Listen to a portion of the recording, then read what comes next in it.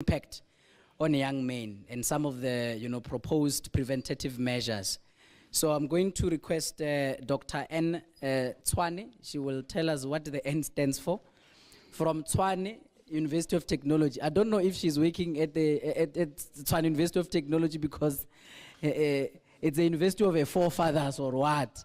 But can you please give her a warm round of applause as she's approaching the podium. She's also not going to be long. Dr. N. Tshwane. Natasha. Urgena Natasha. Thank you very much.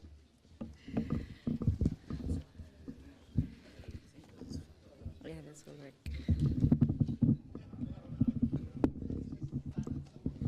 The adjustment is too much. Okay.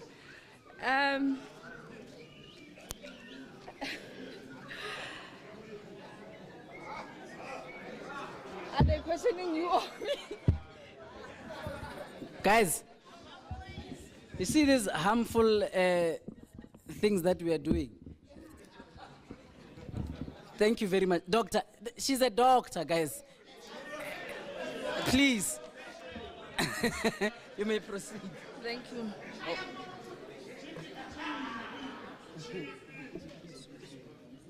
Okay. Good day, ladies and gentlemen. As introduced, my name is Natasha Tshwane. I am representing the Tshwane University of Technology. Before I proceed,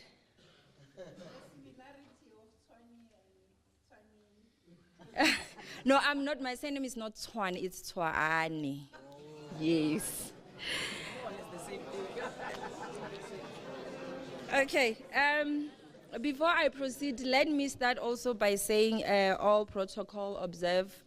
Deputy, I'm happy that ever since I wrote this research, I have not seen so much of platform where men were given the platform to speak up. So I'm glad that Bloemfontein, I'll make it a reference that the first conferences where young men and brothers, uncles, and our fathers were granted the opportunity to speak their mind and their emotions.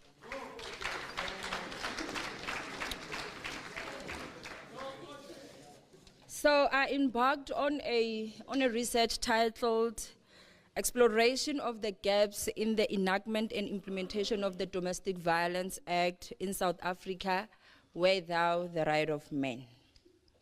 So my major focus was Without the Right of Men. GBVF has declared a pandemic in South Africa, and we cannot dispute the figures that we see, be it on television or we hear about it on radio on a daily basis. The research in anyhow, this is a disclaimer, was not degrading the figures in anyhow that we see or hear about them. But it was more of, can we look at GBVF from a different perspective? Numerous research has been conducted where women and a girl child was a victim. But in all essence, GBVF, or rather in this, the junior minister allowed me to use GBV and take out the femicide side of it. GBV, it affects everyone. It's a human issue. It's not a woman issue. So everyone is affected by GBV. So I conducted a study and I had employed mixed method where both questionnaires and personal interviews were conducted, and I visited KZN, was one of my participants, Limpopo province, and as well as Gauteng province. The reason for that was that during the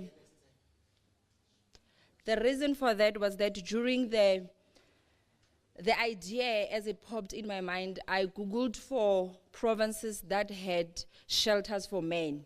And at that particular time, those were the 3 provinces that popped out. Hence, I decided to follow those 3 provinces. So in it, I came across numerous reasons as for why is GBV, continuing in our country.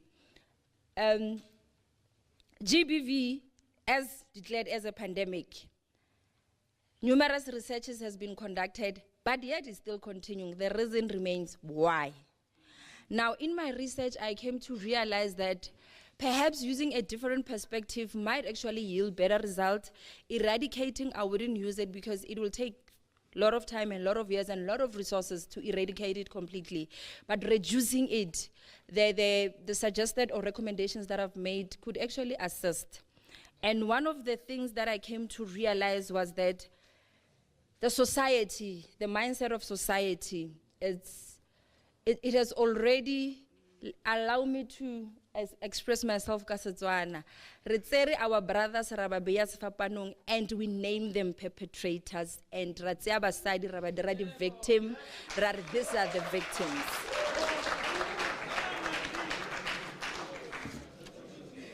And now, with that said, already because the mindset of a society, it says a woman is a victim. Remember the disclaimer. We are not saying it's not happening. It is happening, and men have perpetrated serious GBVF. We have seen about Karabo Mukwena. It's one of the examples of the pieces where she was cut into or poured acid upon her petrol, where she was burned. However, when men what leads a man to end up doing that? Can we focus on the core roots in order to be able to at least not eradicate, but decrease GBVF in South Africa? Where, let's take for argument's sake, where we've got 2 kids in the house, always when the younger ones or the other kid who is a female comes and says, "Mommy, I'm hurt," we are quick, we as mothers, to jump on the kid and say, what is wrong? We want to understand what is wrong with the baby. But when a boy child comes and say, I'm in pain, stay in a window, that you'll be okay. That's where we messed it up. We said a man can endure pain. And if a man can endure pain, it means the man has the authority over the other because of the masculinity that men have.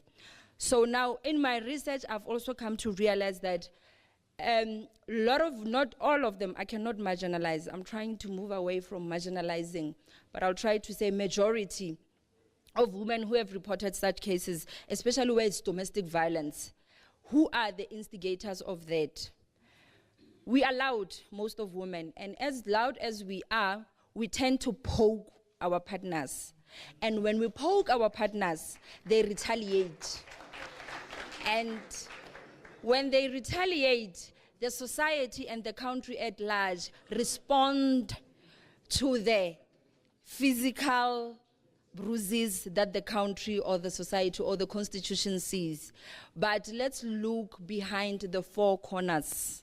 What is happening behind those 4 corners? Most of our men, they suffer psychological abuse. Most of our brothers, they suffer economic abuse in the hands of us as women. And because they do not know how to best protect them, which is not right in anyhow, my brothers, but they retaliate and they become physical. Now, the handsome man made mention of the self-confidence. Those were one of other identified gaps that came up as I was busy conducting the research.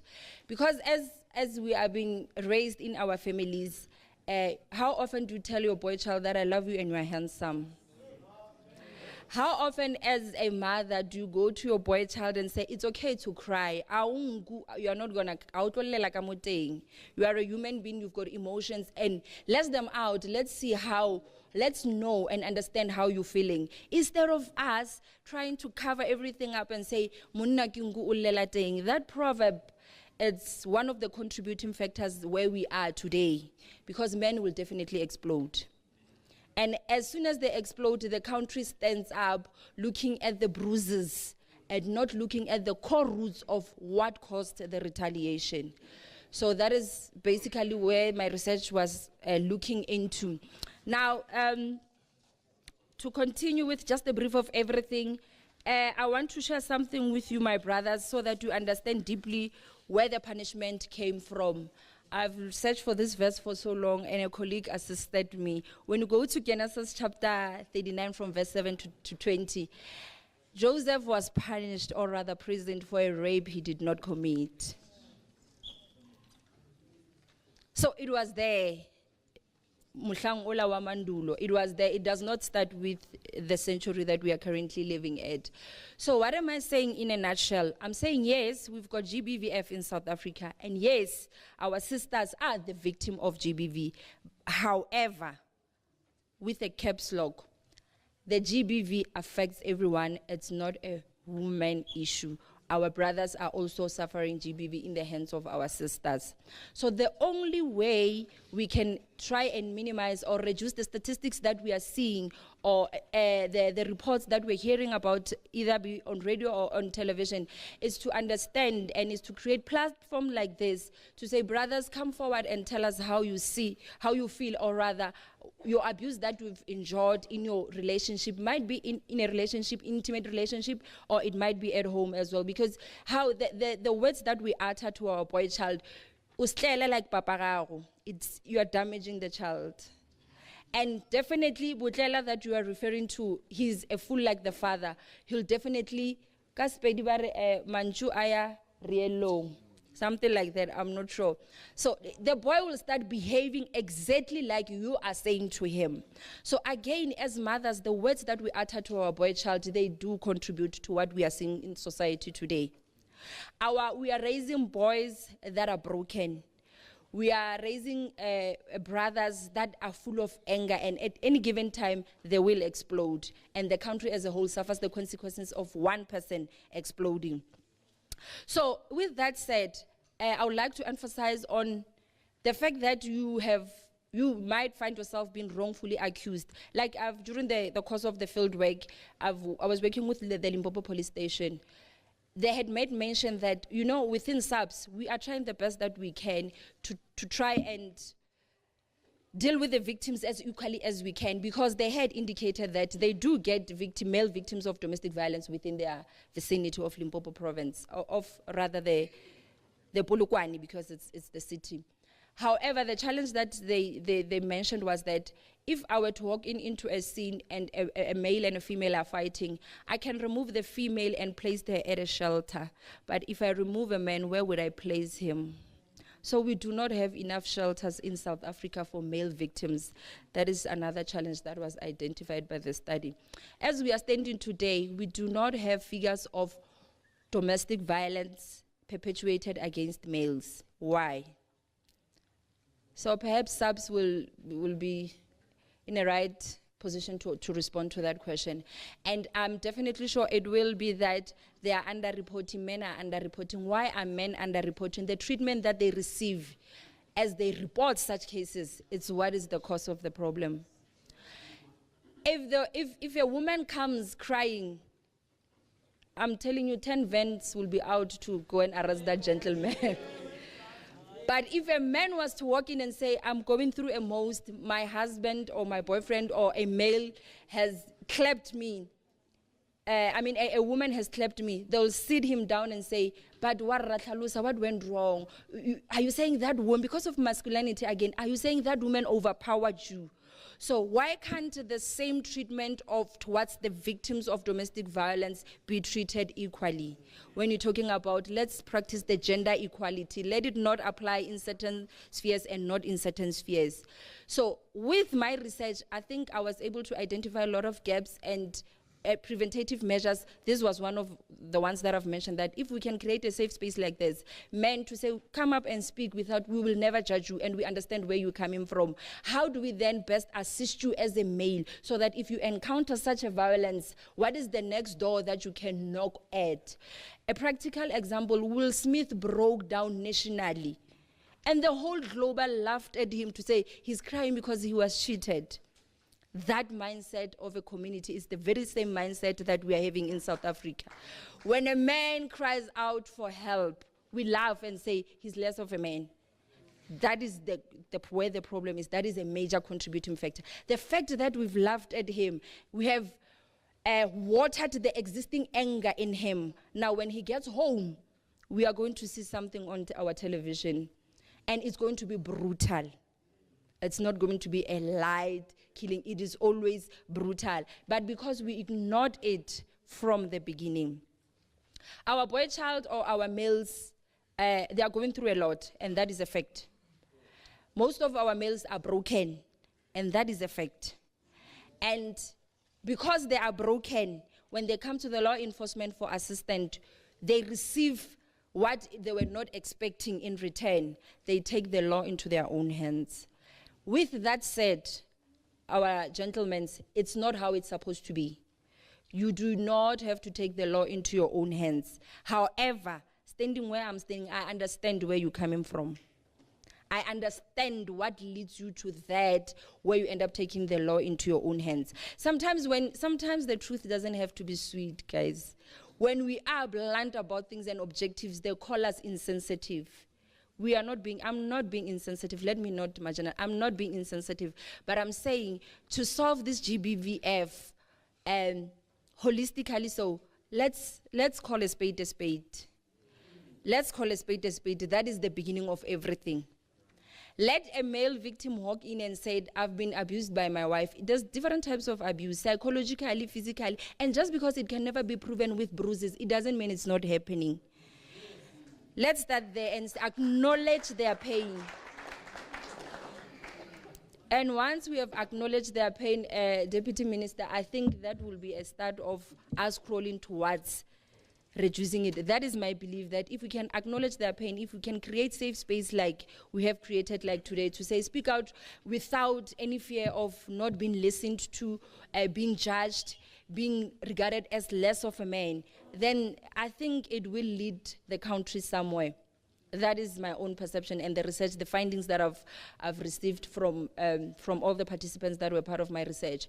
And then lastly, before I sit down, I was happy to see that Mr. Malaka from the Department of Education was here. I'm happy because one of the recommendations, as I was busy with that research, is that Uganda has implemented a program that is community-centered, where they are challenging the criminal justice system and also the cultural norms and standards, because culture as well plays a major role into how men behave, act, retaliate, and all that. There are a lot of norms where,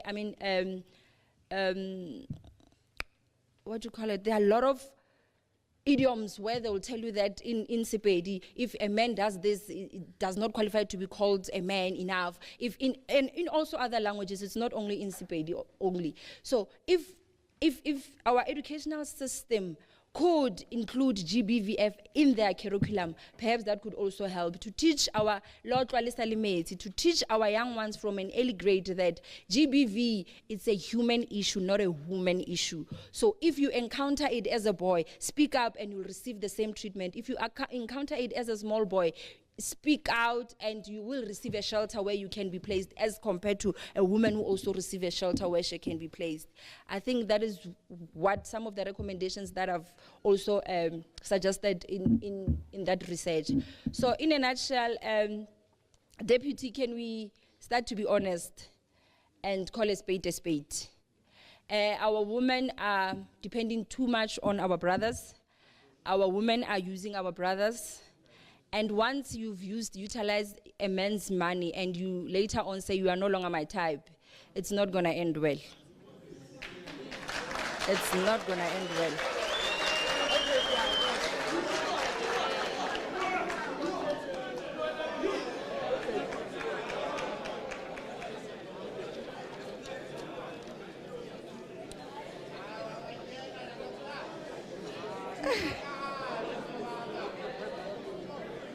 So before, let me wrap up and sit down. I've heard most of the speakers as they were talking, and some of the policies, obviously all the policies, not some, all the policies. I went through the strategic plan for 2030. It's women, children.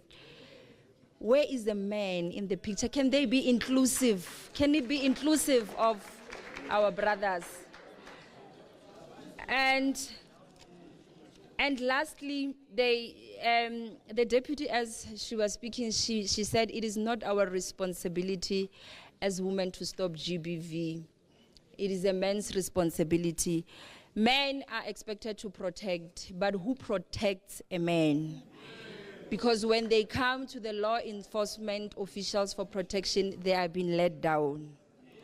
Reality of the matter is everyone is affected by GBV and everybody deserves the same treatment as long as that person has experienced domestic violence.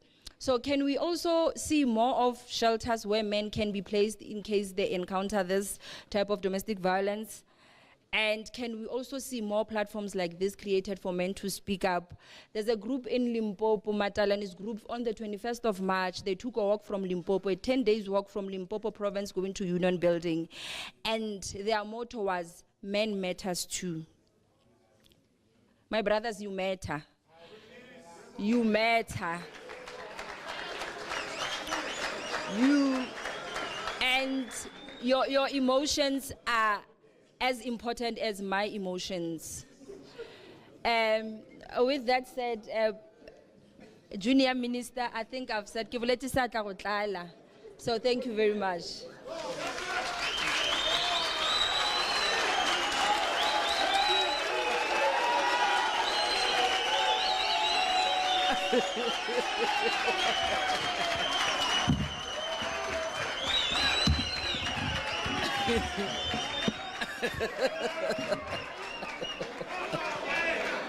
What's happening?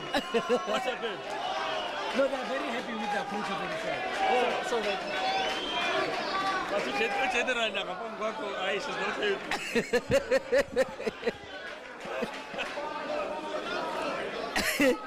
all right. Okay. All right. Thank you very much. Is Dr. Twane. Dr. Twane. Hey, you will not forget after today. I think there are always two sides of the story, and this is a very provocative approach to this conversation. Yeah. And it is good for in two ways. One, it is being brought forward by a woman, because a man can't say those things. And two, it is not an opinion, it is an academic approach. So I consider you very brave. Yeah. Because you might clap hands for you now, but I can tell you now, they are not going to clap hands for you everywhere you go.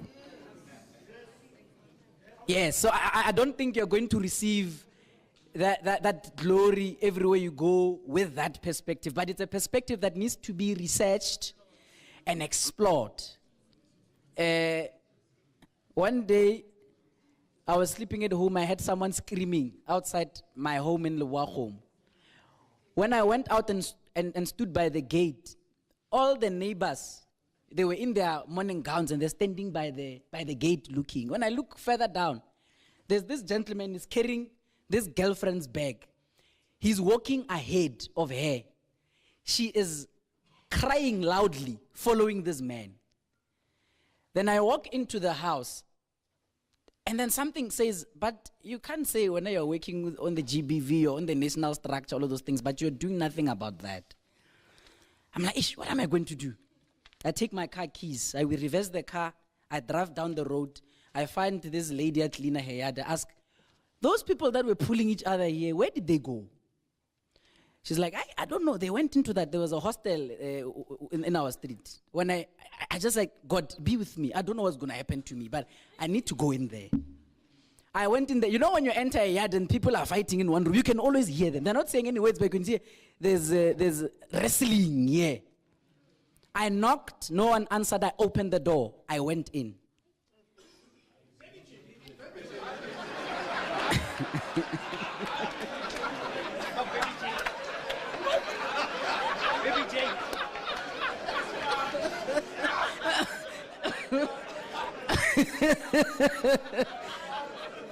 When I walked in, it was just a room, a bachelor room. When I walked in, I found, it's very explicit, I'm sorry. I found him strangling her. And she was holding a hammer. And she was almost about to, she was biting his forearm almost to tear off the piece of meat. Ne? My first words, because we are biased again, I said, my brother, let her go. His response was, if I let her go, she's going to hit me with this hammer. I had to go there and say, "Sesi, ke kgopela o mphe hamole." And she did not fight. She gave me the hammer. I took it and said, "Chief, you can let her go." She lets her go. She bolts out. She runs out.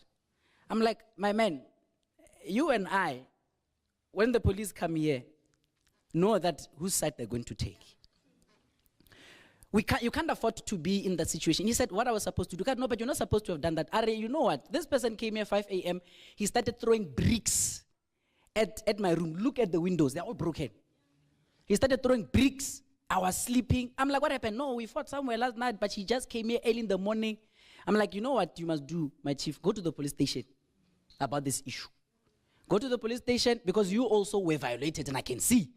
I was here, I took a hammer out of her hands. Go to the police station." I drive off, I go home. I'm like, "But where is she?"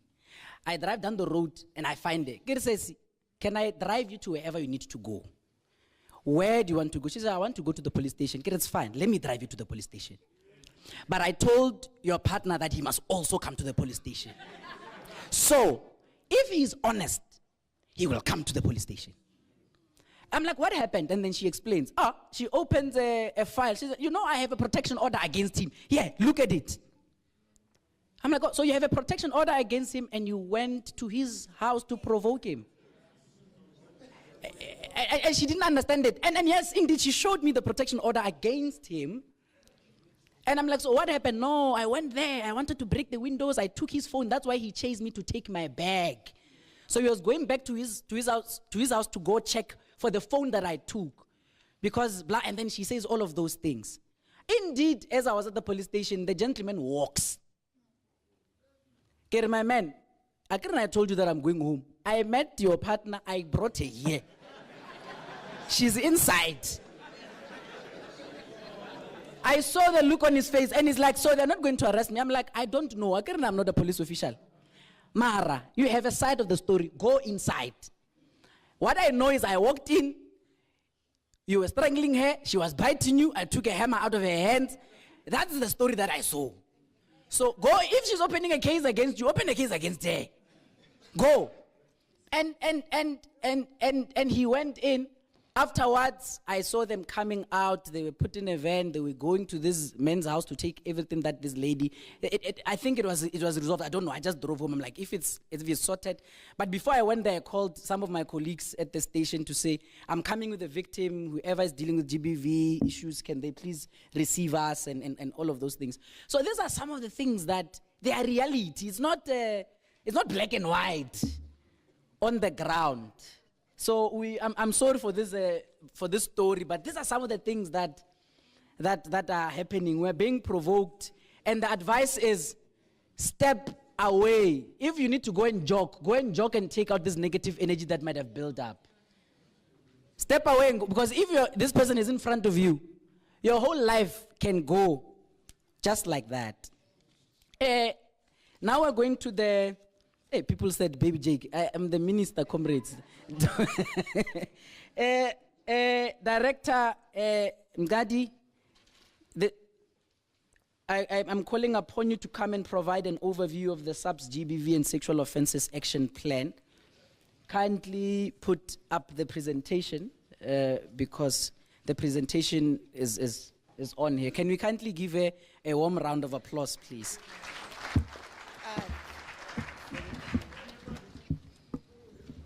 Thank you, Program Director. And luckily for you, you don't have to adjust too far with me. The Deputy National Commissioner for Policing, provincial commissioners present, representatives of divisional commissioners and the divisions, our partners and sister departments, Baba Malaka, Department of Basic Education's representative. Yes, Puti, we've got to the age where we are called Mamzo and Uncle.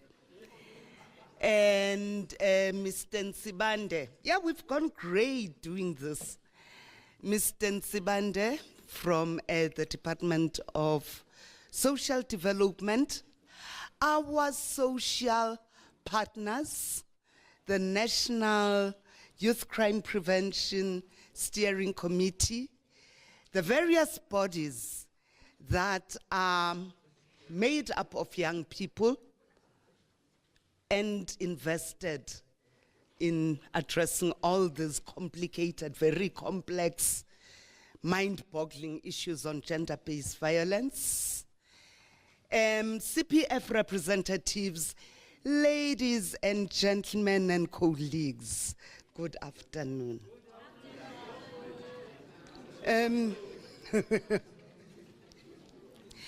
Chairperson, I hope you won't count that in my 10 minutes. The greetings. Only 2 minutes. 2?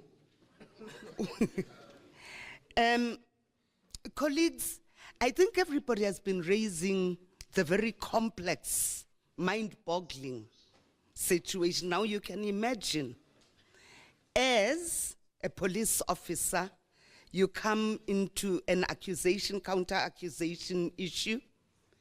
Hey, it's very complex, and it's not very easy making decisions on what next to do there. But could I just come and say the action plan that we will be talking to today is not something new. Some of the things that you find in the action plan are things that we have been doing in any event. When we made up the action plan as an organization, we had to make a couple of very conscious and intentional decisions. What are the things that we're currently doing that are positive, that are serving the cause of supporting the victim, addressing the offender, disrupting this situation? Where to make that? And you know what I'm saying? Victim, not female.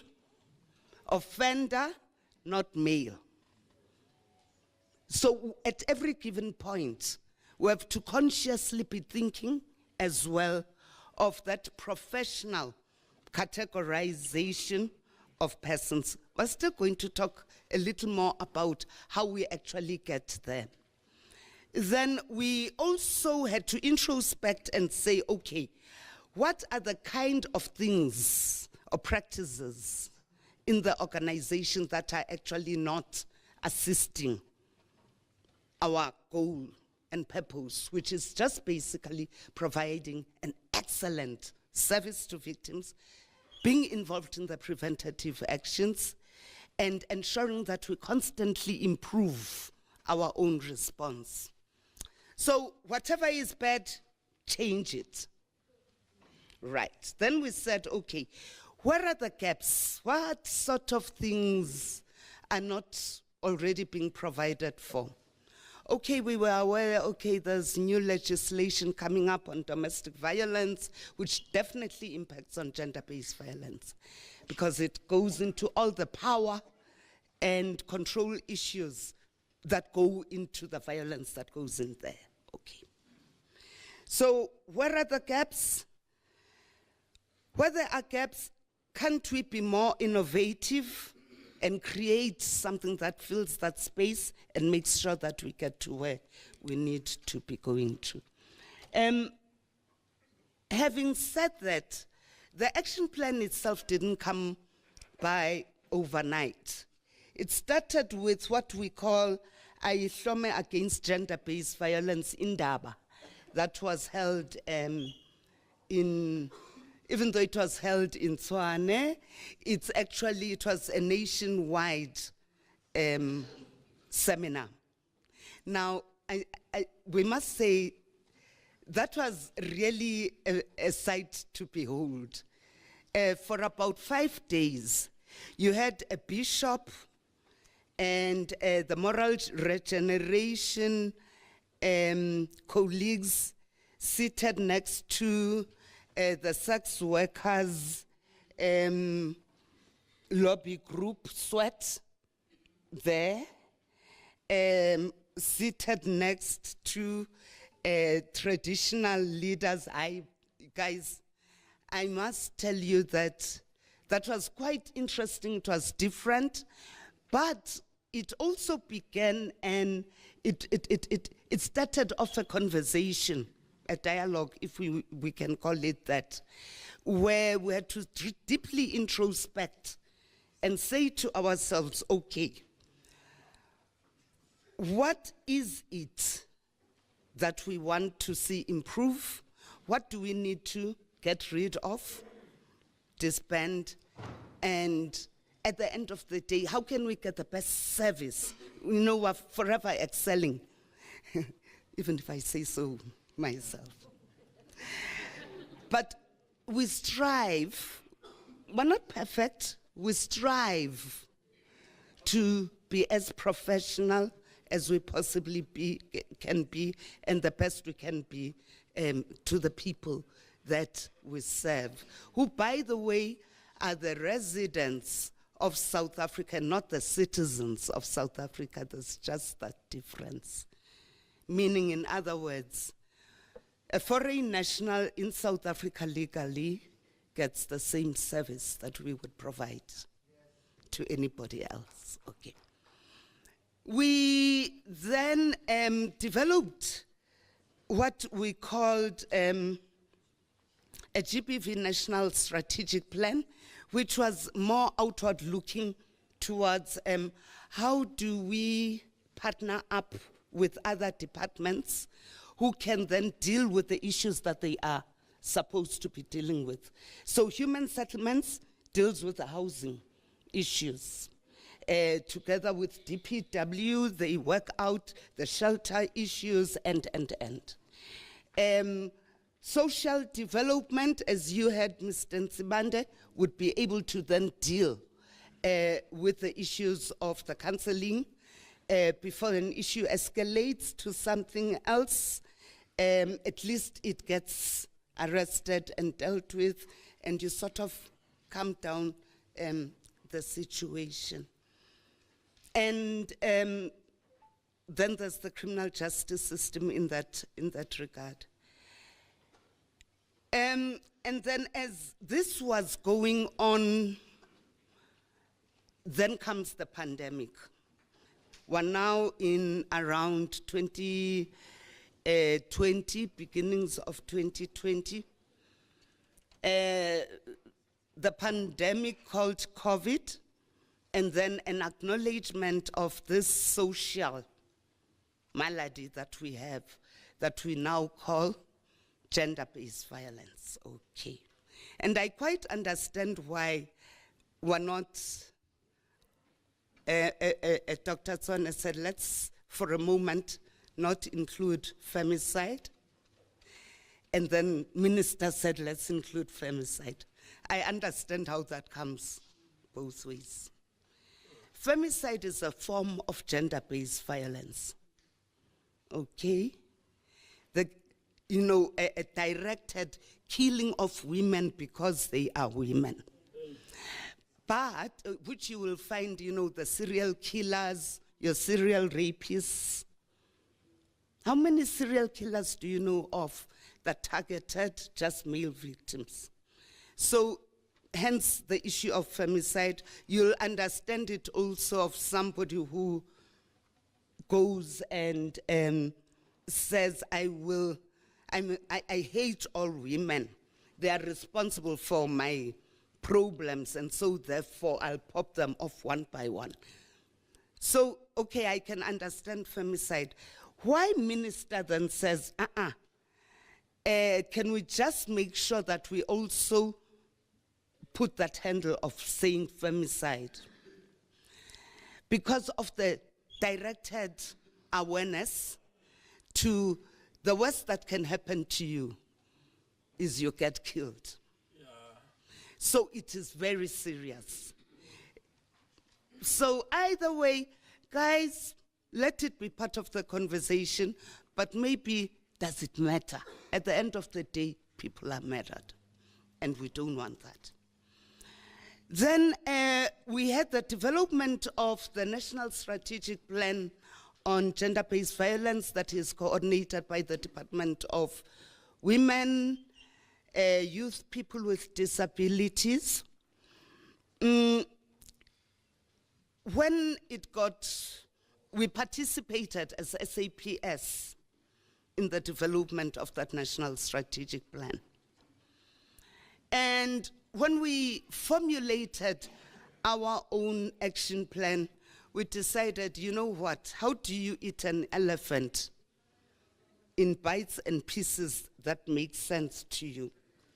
Hence, you will find that the focus areas are very aligned to the pillars that you will find in the national strategic plan. With the exception of the economic pillar, we didn't include that, and instead we put in training and development as a focus area we need to focus on.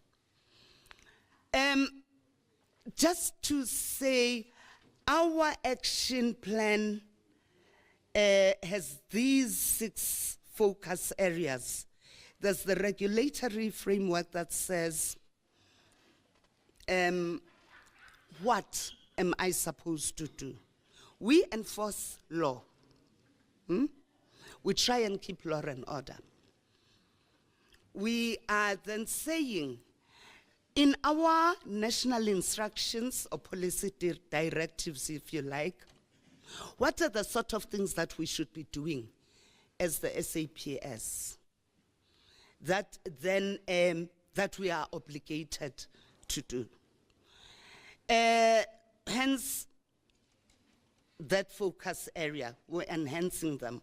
We've had gender-based violence policy directives since 1999. 7 of 1999 was the domestic violence national instruction to support the Domestic Violence Act. But we have had as well the treatment of victims of sexual offenses. We've had a whole range that just impacted domestic violence, sexual offenses, trafficking in persons, and so on and so forth. So we're enhancing and adding on with the emerging legislation and amendments. We are also revising and amending our national instructions. Like in domestic violence, the new act is now talking about spiritual abuse. Yeah. So we then say, okay, what do we have to do in order to assist in that regard? Do we even have a role at all? Then focus area 2 deals with skills development training. And again, we've been training since forever. There's basic training, there's your in-service training on the job. Then there's the tertiary form of training as well, where you can even have online. I know they're trying for online training at tertiary institutions, just as an aspect of that. Again, the idea is, can we be more professional, much better at our jobs, and much more precise and with it? Then we say we have a focus area that looks at accountability and is related more to the issues of your station level management of how things are done. In there would also be the corrective actions when members do the things that they really shouldn't do, Dr. Tswane, like laughing at, hey, Munna, what kind of a man are you to be? No. That is highly and unprofessional, and would be the sort of thing that we'd expect station managers to be addressing, particularly since we have actually scenarios in the training that actually even have that. What if your victim were a man? What if your victim was somebody from the LGBTQI? We have those scenarios. So they should know better because we have already trained them on how they should not be doing that. But people are people. Prevention is this. This partnership that we have with all of you is with the hope that we impact on gender-based violence not happening at all. And it's going to be a little tough because a lot of it also has to do with how we were brought up. But, you know, General, I must say, I have hope for our future. I have hope for our future because I've seen the passion and how serious everybody takes the issue of gender-based violence. So we have hope for our future. I think we can go and sit on the stoop. Our brothers, our sons and daughters have got this. So that's to you. But hopefully you will be able to assist us with this because it's quite a challenge. Responsive care and victim support is a lot of what we do. How we respond to the sexual offenses as they occur, how we respond to the domestic violence-related crimes. Then we're saying as well, focus area 6. Our research department has, for example, indicated to us they've received an invitation from Botswana who would like to have a benchmark information sharing issue. Can you believe, guys, that as South Africans, and again, General, you are saying it, we have a beautiful country. Botswana has been quite at the forefront of coordinating a lot of gender-based violence issues within the region. But can you believe they were saying they are starting off their unit that will focus on the investigation of gender-based violence-related crimes? And they'd love to learn from South Africa. And how do these victim-friendly rooms operate? So our innovators, we have managed to come with something that at least others would like to also share from us. Moving on, could I just ask General that I will make sure that the presentation is available so that people can go through each and every detail. Could I just request to pick up some highlights of issues and not go into a lot of detail on this? One of the highlights I would like to share with you is 15th of March 2021, the National Commissioner approved the action plan on GBVSO. And something about this action plan, in terms of governance, it is overseen by a steering committee, LGBV steering committee, which is co-chaired by the divisional commissioners responsible for visible policing and detective and forensic services.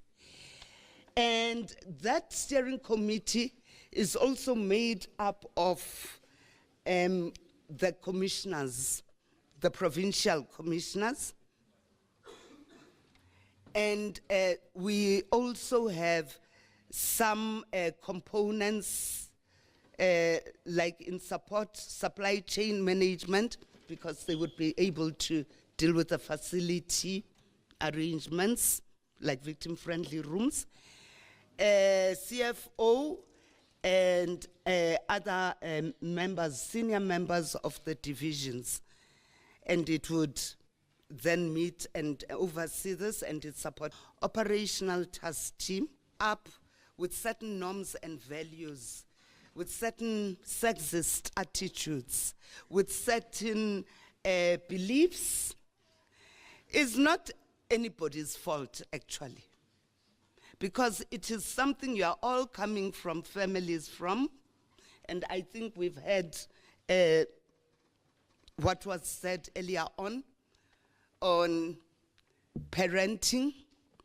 I think our colleague there was talking to the whole issue of how parenting can have a positive impact, but it can also have a negative impact, I think, as Mr. Malaka was also indicating, Mr. Ndlela.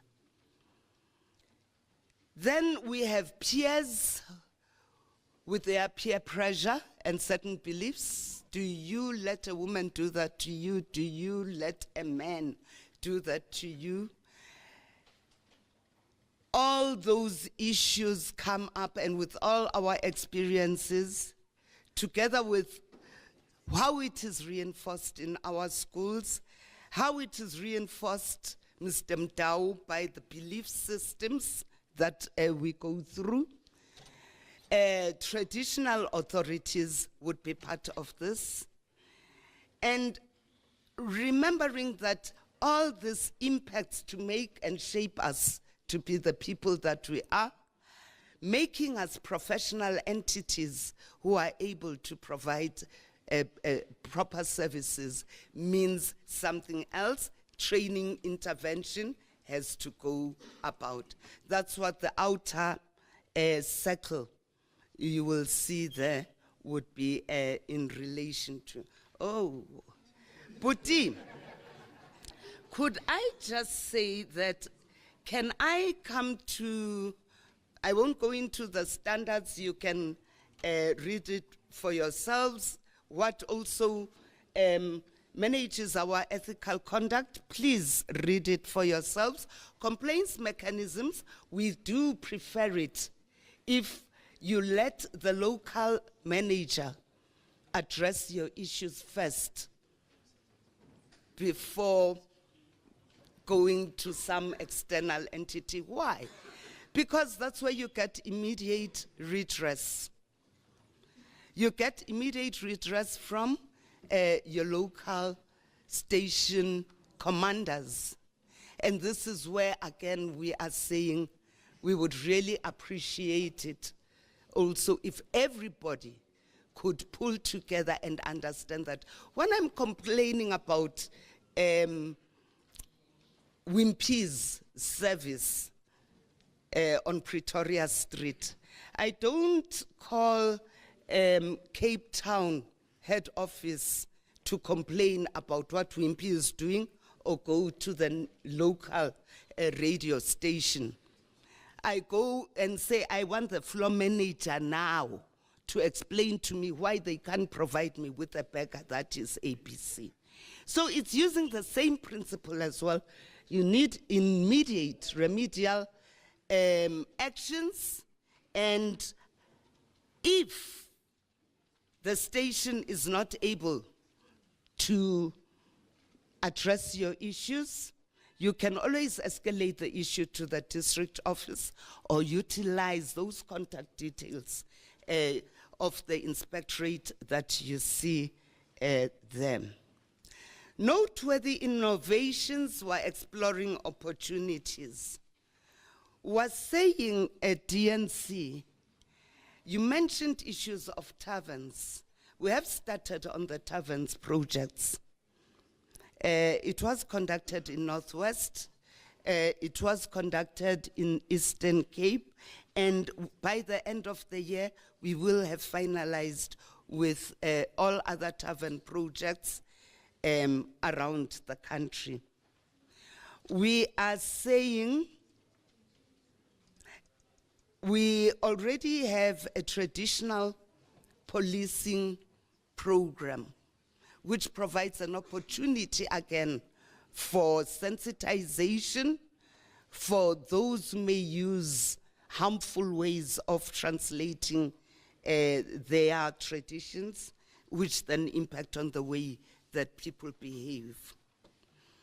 There's the PSL Memorandum of Agreement, which also provides an opportunity to get into a space where young men can talk some more and probably clear some of the issues and the concerns that we keep saying we're hearing of. Then there's the Spiritual Crime Prevention Program, which also provides another opportunity for us to work out all the issues that deal with the way that we believe whoever is superior or whoever is inferior. Now, what is bad that needs changing? I think we've spoken to some of this. Withdrawal rates are not really helping us, and it actually brings down our morale. You know, when somebody comes in, we understand it in terms of the Friday, Monday syndrome, or Stockholm syndrome, and all the other syndromes that people come across in the domestic violence social context training. But at the end of the day, members start thinking, man, this is not an issue to be taken seriously. On Friday, the couple is blazing there, very angry. They want to sort this out now. Monday, when we're now on the honeymoon phase, people are having second thoughts and thinking, hey, maybe to not impact well on his or her job, come back and withdraw, and then it repeats again, and then it gets withdrawn. It ends up giving members the impression that these things on domestic violence are not issues to be dealt with. It's a waste of time. It will be a non-ending cycle. Unfounded, false, or malicious reports, there you are. It also impacts on our morale or willingness to assist. Fighting within our own value chain of services amongst ourselves, or developing relations which are not professional, meaning it becomes personal. Mngadi can work with Tsitsi, but when Mngadi finds Tsitsi is not there, then they can't work.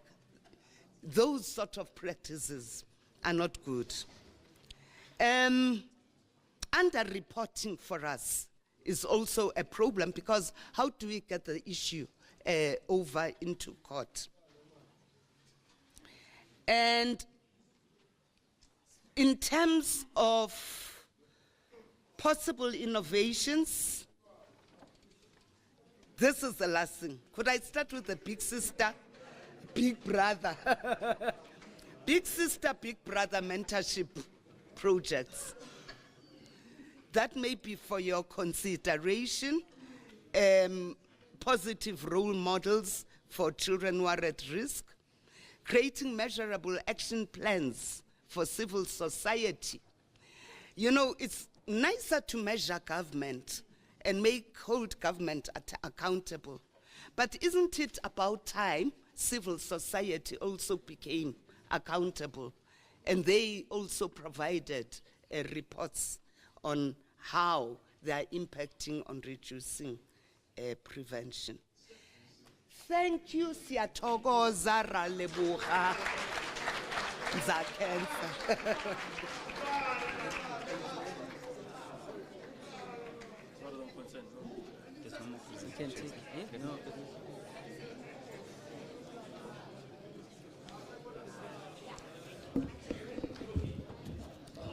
Thank you. Can you please give Director Mngadi another last round of applause on the overview provided? I think it's an important perspective from SAPS to provide, and also reflect on some of those interventions that they're looking at. General ba laela.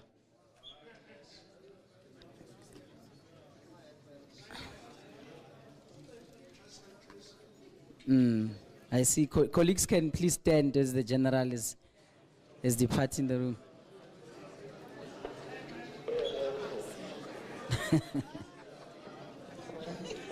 Okay.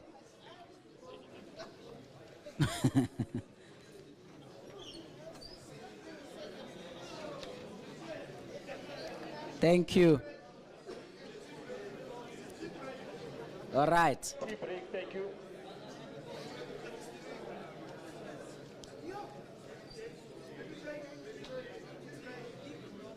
Aye, man.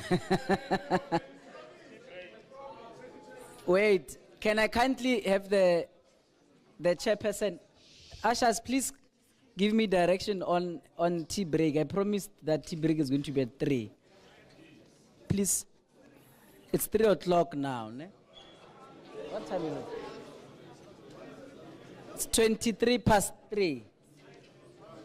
So let them give me direction because we moved the tea. The tea is there. We moved it to this afternoon.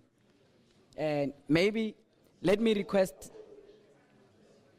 can I kindly request, my brother, I respect you very much so. I respect you. Can I kindly request that you switch off the mic, please? Yeah, I respect you. And I would kindly request the same favor.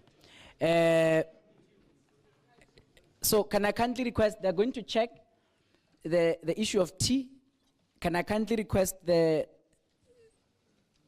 chairperson, Mr. Rataza, the chairperson of the National Youth Crime Prevention Committee, to come and give us the status report on the implementation of the Integrated Youth Crime Prevention Strategy, and also how this which we're discussing today fits into that implementation of the strategy. Can you please kindly give our...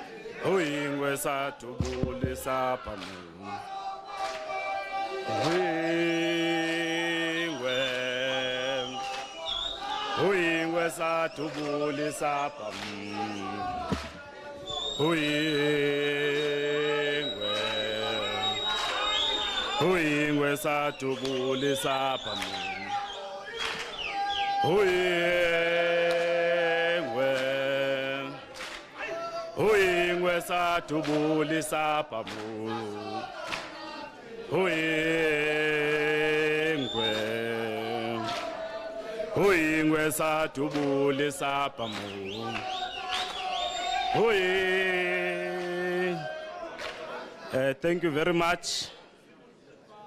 Aye, young men, aye. Aye, young men, aye. Aye, Western Cape, aye. Aye, Eastern Cape, aye. Aye, Eastern Cape, aye. Aye, Northern Cape, aye. Northern Cape, I can't hear you. Are you here? Aye, Northern Cape, aye. Aye, Free State, aye.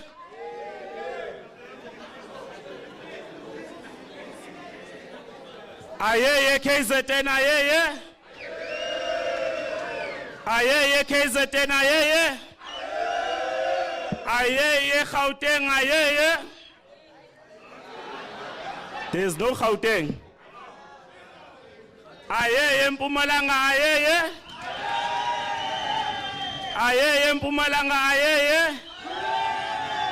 Aye, Northwest, aye. Aye, Limpopo, aye. Thank you very much.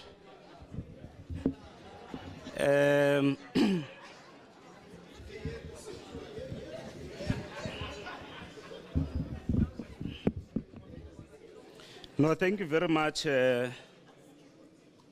program directors, Let me firstly take this opportunity and send my special greetings to the young men in this auditorium who are indeed our special guest.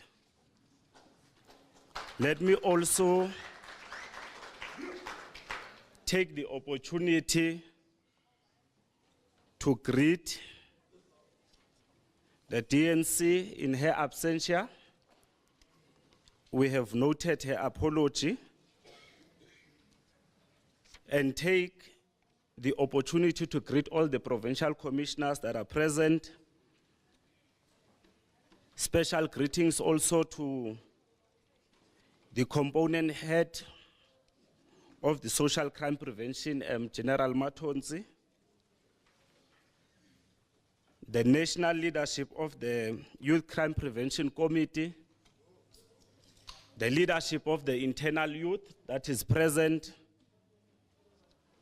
and the leadership of the JMC, the leadership of the CPF, leadership of the Men for Change, our strategic stakeholders. I also saw some of them, I think, excusing themselves.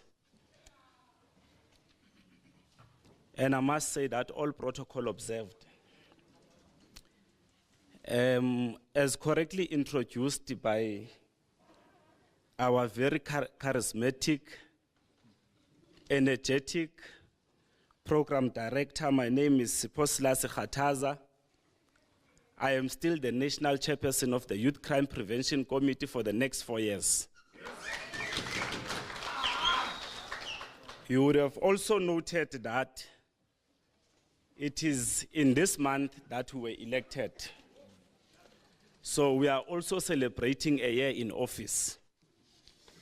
Together with myself is the deputy chairperson of the structure. I would love her just to stand up and wave and Siwe.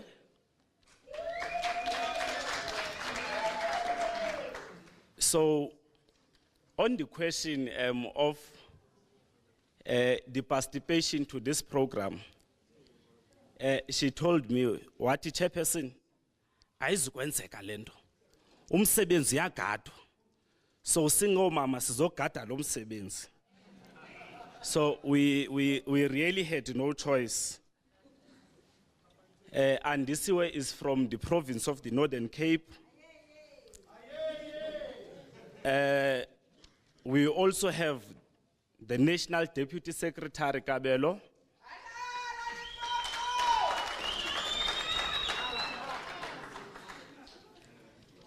The provincial coordinator has already declared that Kabelo is from Limpopo.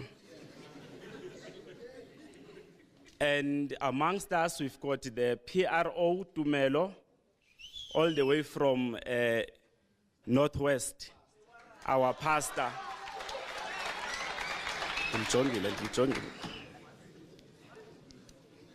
And then we've got Angel. Angel is from Gauteng, Angel. And we've got Philip Pilane all the way from Mpumalanga. Kuthiwa inzalo yelanga. Then we have Tutukane from KZN.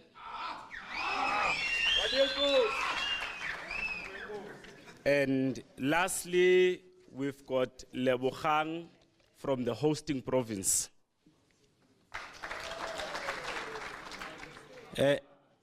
Thank you very much for that. Myself, I don't wish to be long. I will try to be short like a miniskirt. But before,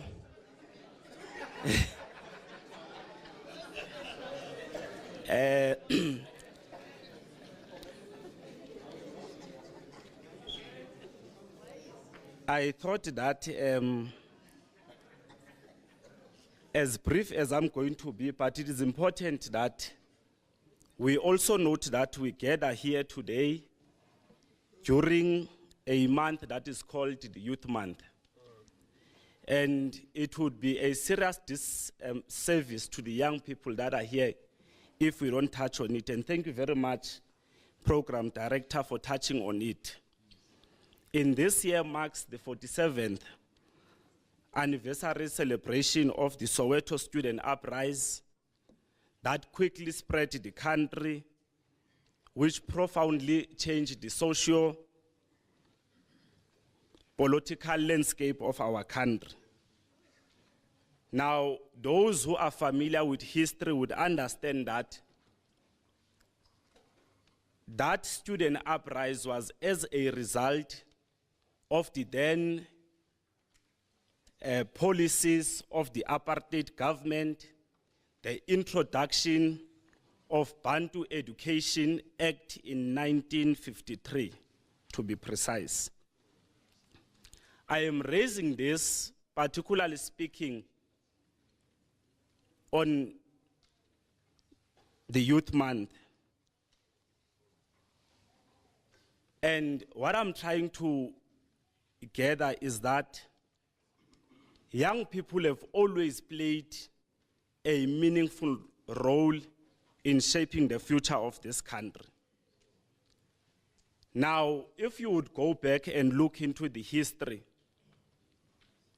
it is the young Nelson Mandela, when the liberation struggle of this country was taking a detour to be a bargaining council that wanted to sit and negotiate in a dinner table with the Queen. It was through the radical program of action of the young Nelson Mandela where the armed struggle was formed. It is equally the young people when the then leading political organization was banned and most of our freedom fighters ran to exile. There was a phase in our country when we spoke about the state of emergency. And if I remember very well, during that time, there was one fearless woman called Mama Winnie Tigizela Mandela, who stood the time of test together with young people who carried this country during the time of the state of the emergency. It is equally correct to mention the likes of Abo Steve Biko, the father of the Black Consciousness movement. So I am raising this so that as young people, we note the contribution that other young people have made, and also we are ought to play our role during our youth times. It is in this background that I want to invite this generation of ours into a program of a safer South Africa that is crime-free, that respects the rights of women and children.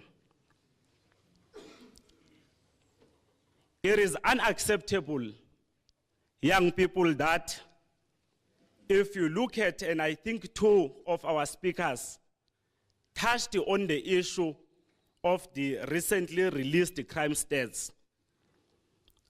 Over 10,512 women reported rape, which, by the way, is a decrease of 2.8%. But if you look at the number on its own, it tells us that not everything is okay. It is unacceptable that in the previous quarter, over 6,000 people were murdered in this country. In a period of 3 months, an increase of 3.4%.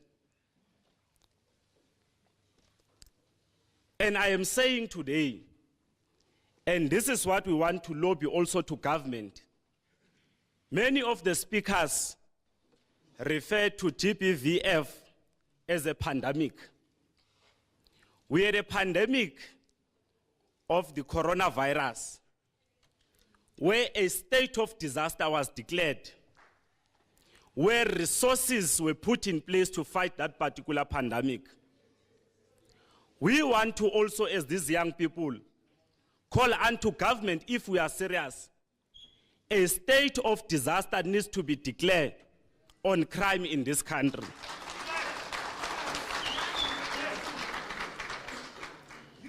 We can no longer continue as if things are normal. Crime is depriving our own kids to be young, to be able to play freely in the streets of our communities. The most thing that also makes me sad when we speak about crime is the impact that crime also have on young professionals. Those are young people that are forgotten, by the way, by society, because of we've got this assumption that they have arrived. You know, Unati, when I bought my first car, a Fortune, I was forced to leave where I was staying because of issues of crime.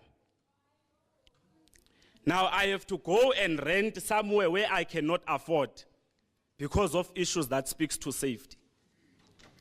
Many of our young professionals who are working for Microsoft, who are working for different companies, who are given tools of trade, but they cannot go back to our townships because of those tools of trade might be the end when they exit that taxi seeing them. So, colleagues, young people, I am trying to say things are not normal. We must never want to behave as if everything is normal. Women are getting raped on the daily basis. We need to stand up as this generation. We need to declare war on crime. Just like the youth of 1976 who identified their struggle and made sure that they deal with it decisively. Good afternoon, colleagues. I'm ought to speak program director, and I've promised that I'm not going to be long. I'm supposed to be giving the status report in terms of the implementation of the integrated youth crime prevention strategy. Now, ordinarily, I would take colleagues through the strategy. I think the provincial commissioners, I'm going to sound now like a record, because every podium that I get, I would articulate it. And then we are doing this, colleagues, precisely because of, during our visit, we have even noticed that even police officials don't know this strategy. In our last meeting, as I was chairing, I kept on quoting the strategy. And then one coordinator said, hey, we must read this document. Now you can imagine at a level of coordinating a province. So we have made it our responsibility to take colleagues through the strategy so that you understand the strategy. I'm not going to deal with the entire strategy, but just to touch here and there. Now, the strategy seeks to guide and empower young people in terms of youth crime prevention. It seeks to respond to the policing needs of the youth, reduce the number of youngsters who commit crime, strengthen relationships, and encourage partnership. So that's what the strategy seeks to achieve. Now, if we've got that understanding and we are able to do that, and this is what is going to benefit the South African Police Service. Hence, it is important that both from our side, as young people and internally the police, we take the implementation of the strategy very serious. It will increase the police visibility in areas where young people are found. We have already accepted that we do not have enough police force on the ground. Hence, the police have taken this strategic decision to partner with the community. It will also be able to protect the vulnerable young people against abuse and exploitation, and hence safety awareness.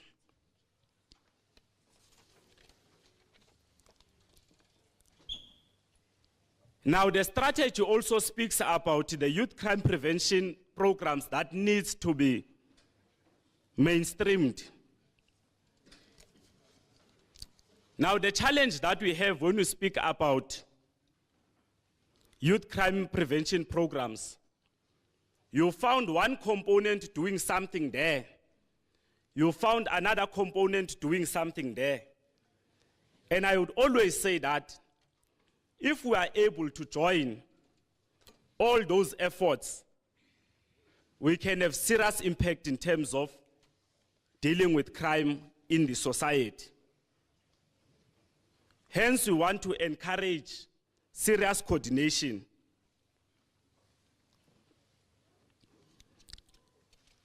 Now, we've got 5 pillars that we are focusing on, which is one is the community policing. Then the second one, which aligns to what the program director requested me just to touch on, the moral fiber investment. Now, if you look at pillar number 2 of the strategy, it speaks about the development of a moral fiber investment strategy. Because most of the things that the speakers before myself touched on, we can clearly see that there's a decay in terms of the moral fiber of our society. Let me tell you, and I would like to believe that police don't enjoy arresting people. They don't enjoy it. That's why when you go to a document called the Crime Prevention Strategy, the Crime Prevention Strategy acknowledges 2 shifts. And the first shift speaks on that police do not need to be responsive as far as crime is concerned. That's why you are here. We don't want to respond. Hence, we are saying, let's speak about these issues and see how do we assist each other. So that's the first fundamental shift. It's on the crime prevention strategy. Then the second fundamental shift, it acknowledges, and I think Dr. Tsuwane spoke on those issues. The second fundamental shift, which recognizes that crime is caused by a range number of social challenges that our people find themselves on. So the second point under the moral fiber investment also speaks about we must be able to convene either spiritual crime prevention programs. And we emphasize on this because of South Africa is a religious country. We are religious people.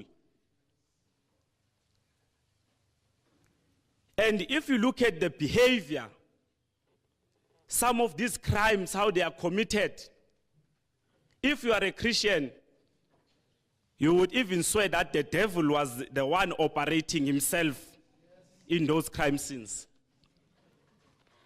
Hence, we speak on the issue of the importance of the spiritual crime prevention.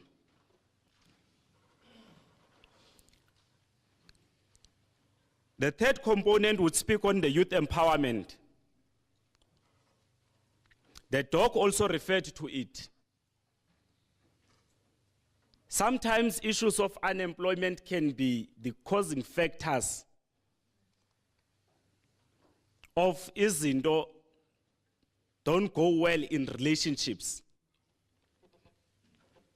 And we have already acknowledged that when you speak about unemployment in South Africa, the majority of our population is young people. So if you speak about unemployment, the first people that comes in mind is young people.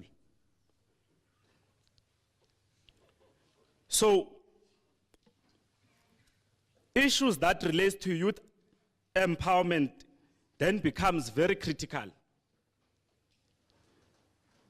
The fourth point would be to promote family values. And this is one of the commissions, I think, they are going to deal with it. But when we speak about promoting family values, what are we talking about? We have already acknowledged that there's a decay in our society. We have already acknowledged that. I read an old article of 1512 or something. And this missionary writes back to the Queen. And this missionary says, I have arrived in a land that is so rich in culture. And if you would go back to the Latin American, and those historians will tell you, the first thing to break the black families, it was to take away the head. He must go and work in mines. Because of, there's a culture that as Africans, we always uphold. Now, when we are saying promote family values, what type of family values do we want to promote? Is it a Western orientated? Because reality is we have seen that the introduction of the Western culture within our people became part of the problems today. Someone today spoke on the issue that a student, high school student, even primary, can just go to a Somalian tuck shop, buy a cigarette and smoke. But in the olden days, it was not like that. I grew up in a small village. It's not necessarily a village, but it's an upper village in the Eastern Cape called Edongwe. It's in Queenstown. I remember growing up, every old person that I would pass, I will greet them. That's us. That is us. So when we speak about promoting family values, what type of family values that we want to promote, those are the discussions that we need to have. And hopefully, because of this part reflects in one of the commissions. Then the last part, before I deal with the conclusion, is the bringing up of a boy child. Now, General particular, you would remember in Khayelitsha, I also spoke on this issue. Particularly us as young men, what type of an example do you want to be to these boy children? Because of, they seem to be forgotten by society. And one thing about a boy child, they would always want to emulate their fathers. They would always want to emulate their brothers, uncles. So your conduct as a young man in front of a boy child will tell us what type of a boy child that we are bringing up. I was very fortunate, and this thing that I'm going to say here, I think many of you are going to laugh. Because I'm a person that loves activities. So in one community hall, I passed it there. There were classes of ballroom and Latin. So I stopped, looked, and then this gentleman was an instructor, came, and I was very young, and said, come. You can join the dance classes. So I am not necessarily at the level of novice, but I can say I'm a professional ballroom and Latin dancer. Out of the 10, because of ballroom is got 5, Latin is got 5. So I was already dancing 9 out of the 10. The most difficult one was salsa. So I didn't arrive there. So, but one thing that ballroom and Latin taught me, and particularly my instructor, it was the responsibility and care and how to lead at a very young age. Because if you are a ballroom dancer, as a male figure in the dance partnership, you've got the responsibility to pick up your partner at the gate, walk with your partner to the dance classes. And after the dance classes, you've got the responsibility to drop her at the gate. But the most important thing is what happens in the dance floor. And that you can take as a life lesson. What happens in the dance floor, the male figure does not really contribute a lot in the dancing. You've got only the responsibility to lead. Just know the step and lead. Then the female figure is the one that will make you to shine. Now, I always say to young men, my peers, there is no excuse where you would get to a point of a physical altercation with a female counterpart. Kunezinto enizenzayo that makes them angry. At some point, you are failing to lead. That's why you find yourself in crisis. It is important. Take your rightful place. Take your rightful place and lead. Now, colleagues, we are still dealing with the progress report. And I'm just left with 2 paragraphs. Just 2 paragraphs. They are very short.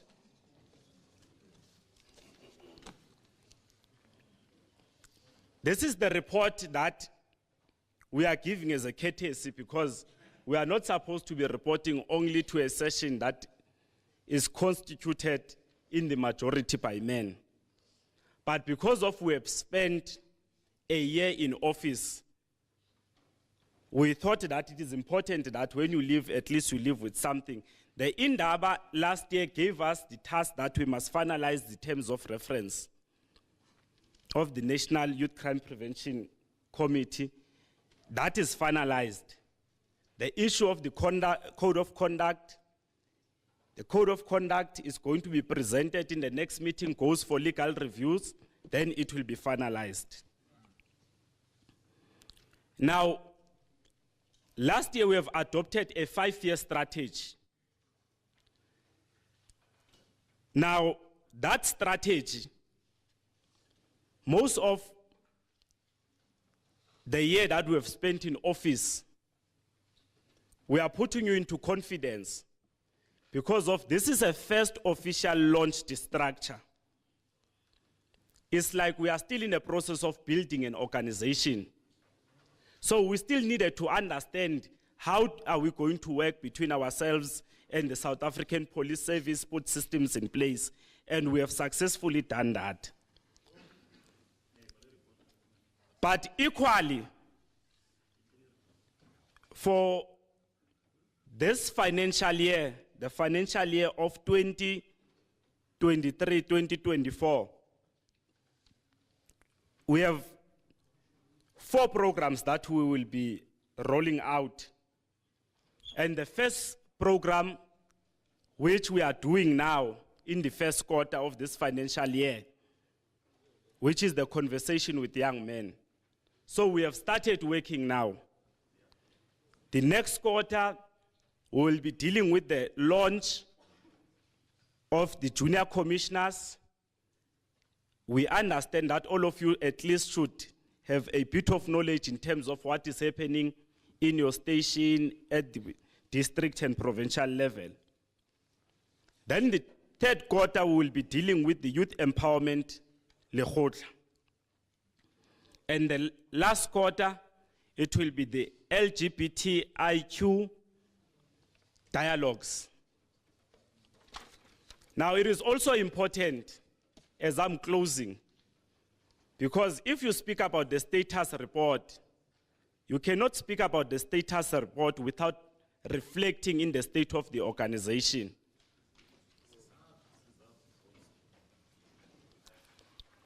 In the Eastern Cape, we do have an active provincial structure.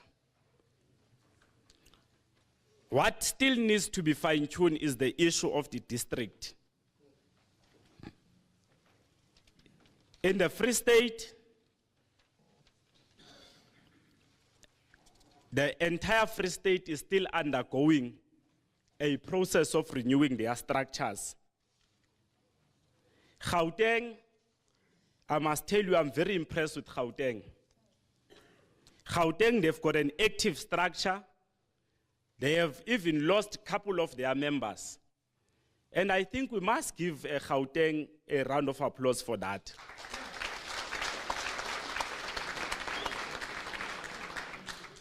They have lost their members because of both the South African Police Service and our structure in Gauteng are doing something right. The MEC of community safety started poaching there. So that's why you would find that we are losing young people because of they can see that we are producing quality. We are able to take young people from the ground, mold them to be something. We are not dealing with ready-mades. Myself, I did not arrive here as a ready-made. KwaZulu-Natal is also undergoing the renewal of their provincial structure. They have launched all their districts with one district that is disputed. So immediately they deal with that, they will go to their provincial launch. The province of Limpopo, they've got a provincial structure, very active. We have also seen their provincial chairperson in most of our meetings. 2 regions have been launched, Vembe and Sekhukhune, and then 3 is still undergoing the process. In Mpumalanga, I must report that as far as the structure is concerned, we've got a bit of challenges. The Northern Cape, they are undergoing a process of relaunching their provincial structure. They've got only one district that is outstanding. So Northern Cape is coming very well. Northwest, they've got an active provincial structure and all of their districts are in place. The Western Cape, they've got a provincial structure, very active, but only one district that is launched, and the remaining 5, they are still undergoing a process of launching those districts. We also understand that in this conversation with young men, we are bidding farewell to the provincial chairperson, who is Unati Mabengwana. I'm told, because I'm no longer in the province, but now he's no longer, he's internal. So this is what we speak about, progress. If you give yourself, you will be recognized, you will be given an opportunity. Thank you very much, the province of the Western Cape, for that. Colleagues, as I'm closing, it was important that we touch on the issue of the state of the organization, because whatever that we are doing here needs to be replicated in provinces. Now, if in provinces we don't exist, if in district we don't exist, then we are dealing with a drone. We are a drone structure. Our things are happening at a helicopter view. We want to encourage our provincial commissioners. I always mention this. Let's make sure that the youth crime prevention in our provinces, they are active, they are supported, they are not ceremonial structures. I'm going to close by borrowing from my colleague from SAPS. Assuming that I will not have another opportunity to speak, but I must say, let's go out and each one must teach 10. Thank you very much.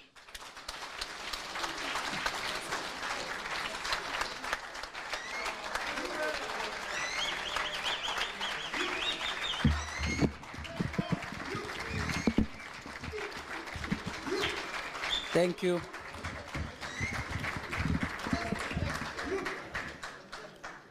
Thank you, Chairperson. I don't know why you're oozing with so much wisdom. I felt like we could just sit here and listen to you the whole day.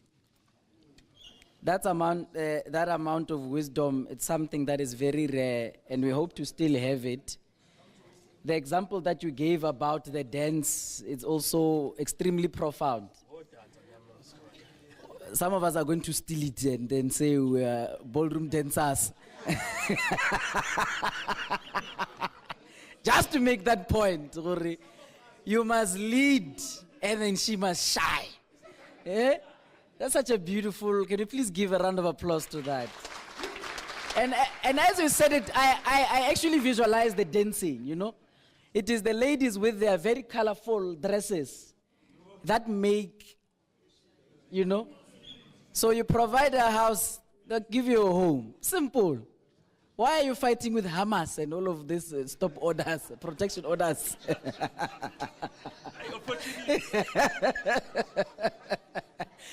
All right, colleagues, look, it is not your fault that we are not where we're supposed to be now. Right now, we're supposed to be we're supposed to actually have reached the hotels. Ne?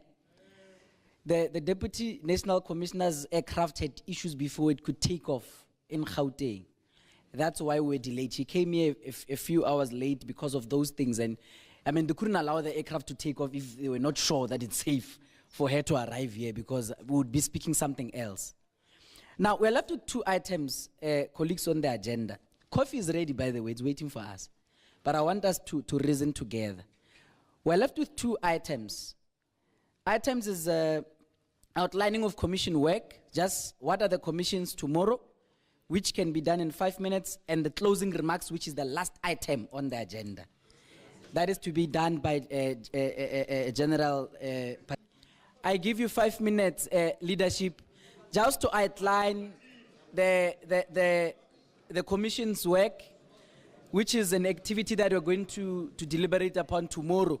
And thereafter, we'll be moving towards closing remarks. Thank you very much. Please, let's give him a warm round of applause. Yeah. Thank you, Program Director. It is very long overdue. Indeed, cadres of the country at large, the young people that spend the day with us, I'm very proud to stand here in the behind of this podium to say I've been missing my friend from Western Cape. I remember there at Youth in Dava, we had very hectic day. But now we are friends again. Chairperson, I'm very young. Please, you will moor me at the hotel. But I just want to acknowledge that the chairperson of Mpumalanga Youth Crime Prevention Desk, he is here. He is here. He's standing somewhere with young men there. So, sorry, I forgot even that what I came. Let me greet the generals that are here, and also on her absentia, the DC. Some of young men are very new in this ship, but what we are going to do, or maybe the breakup of the outlining of the commission, we only have 6 commissions, Program Director. I wanted to be innovative to say, or maybe tempted to bring their facilitators up front, but because of the time, I think it will be addressed tomorrow. So, young men, ladies and gentlemen, we have got 6 commissions, and then these commissions, you will be ushered tomorrow. This building is named Bunga A and Bunga B, certain bungas there. You will be ushered there. And again, within the package, there should be the colors or the brands that will guide you as to where will you be at the commissions. But I wanted to say again, put your maximum participation in those commissions. Divide yourself, gentlemen, so that all of you, or maybe all of the provinces, does not go to one commission. Make sure that you divide yourself, you complete the commission, you balance the forces, you're going to preach in your respective provinces. Program Director, thank you very much.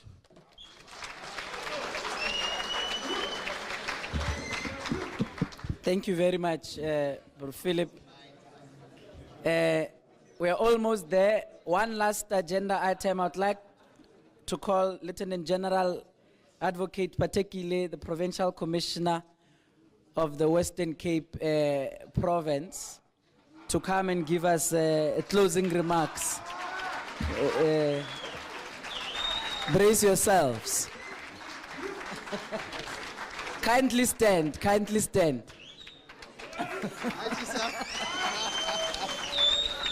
I just stopped my this thing. Oh, okay, thank you.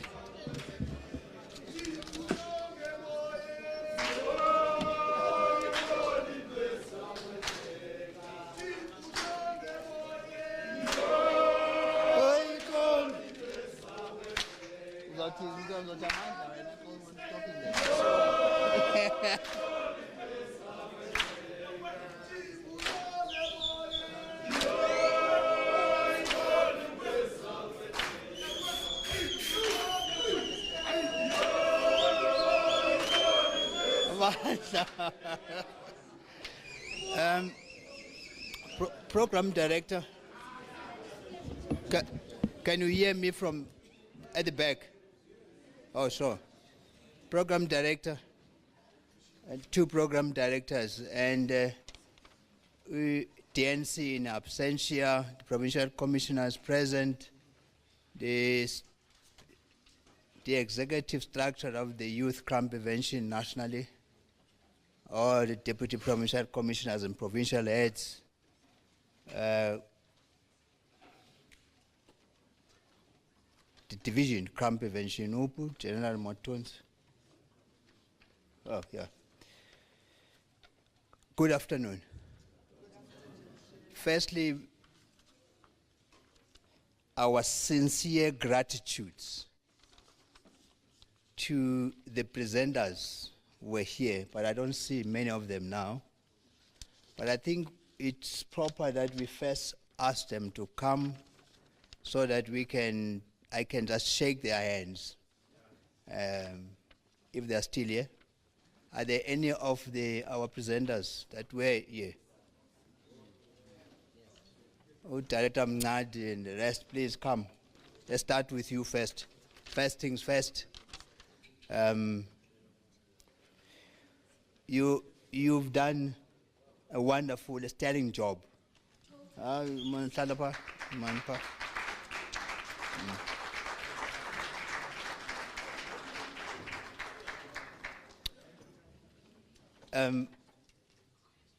think then it's you're not going to call them. Khataza Ubi? No. Where is Utate CPF provincial board? That guy. He is that. Oh, program director Naya for my. Oh, okay. Murut. But Murut, as you come, I said Deben. Yeah. When Nankusi uyazi. Start. Uyazi, wena nkosi uyazi, wena nkosi uyazi, wena nkosi uyazi, wena nkosi uyazi. Wena nkosi uya, ye wena nkosi uyazi, wena nkosi uyazi, wena nkosi uyazi, wena nkosi wena nkosi uyazi, wena nkosi uyazi, wena nkosi wena nkosi, ye wena nkosi uyazi, wena nkosi uyazi. Hallelujah. Well, amen. Please accept the token of appreciation from us, the organizers of the event, which shall be then the youth strategy and the DIVCOM visible policing. May you continue to do more, to be more innovative. None of you will go to anywhere to say you're immigrating to Australia, to anywhere. This is your country. Your ancestors died for this country. Now, when Tatu Mandela said, the future is in your hand, is on you. When we leave, us going to retirement, we're leaving this country in your hand. How dare you disappoint us? Thank you very much.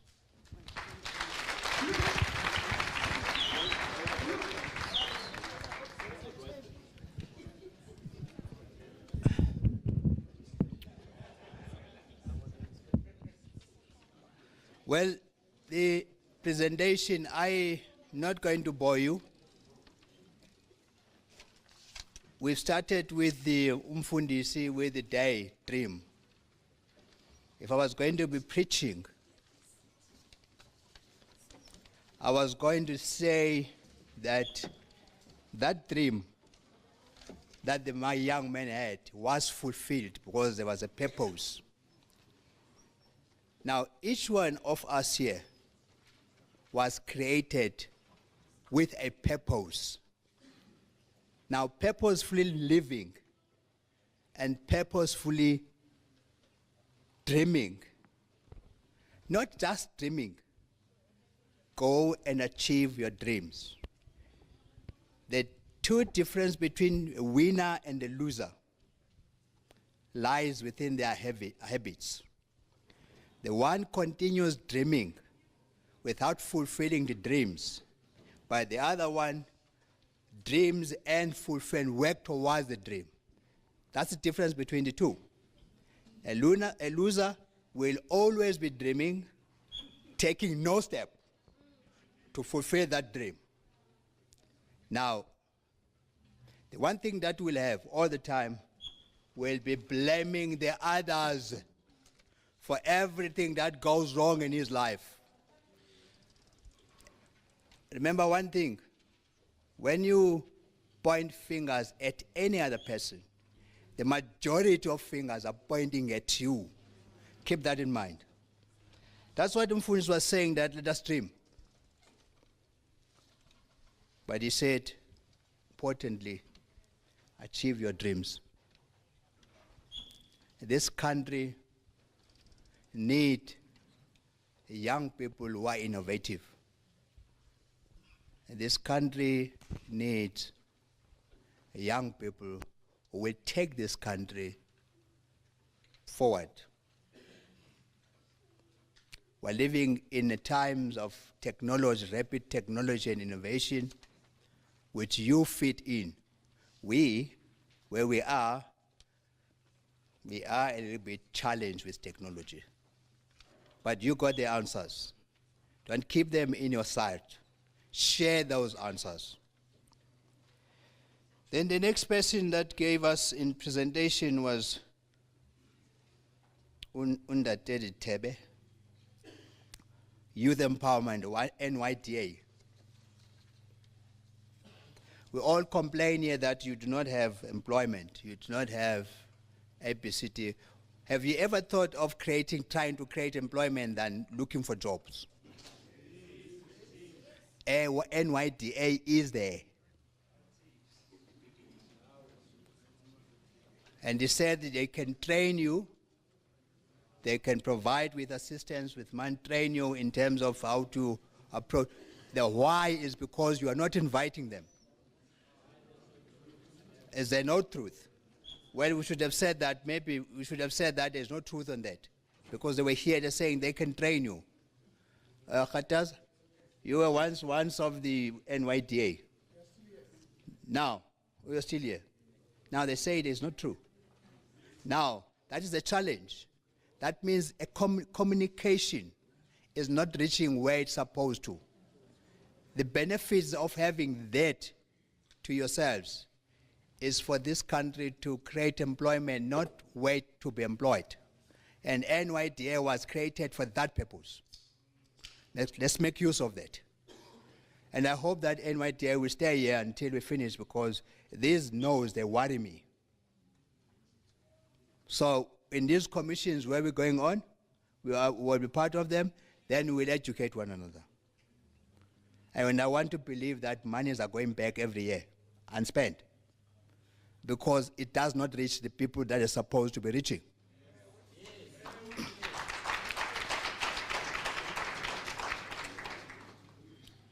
The role of the CPF, you are actually CPF, you are community members. This engagement and awareness. Jails are full, as the people were saying here, with young men. Now we need to arrest the minds and convictions of the people, of our own colleagues. We have no space for people in the jails. We've got to invest on young men and youth to be responsible, to take responsibility. And somebody said here, Khataza said, take up your position and start leading. And if you don't do that, nature does not allow vacuum. If it does happen, then the foreign species will take that opportunity, and they are already here in South Africa taking that opportunity. Because we allowed the vacuum. And I don't see why you cannot have a spaza shop next to your shop and sell the same tomatoes that are sold by a foreigner in a clean environment than the dirty one that we were buying.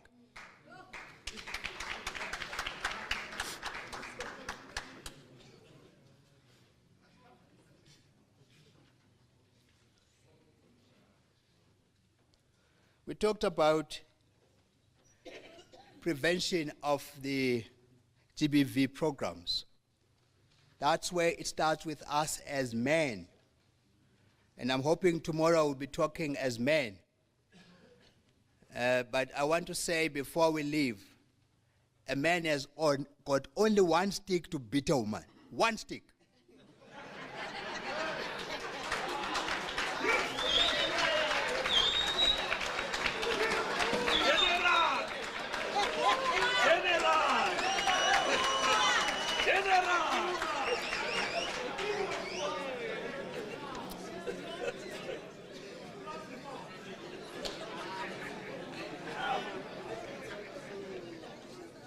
And you will never see violence.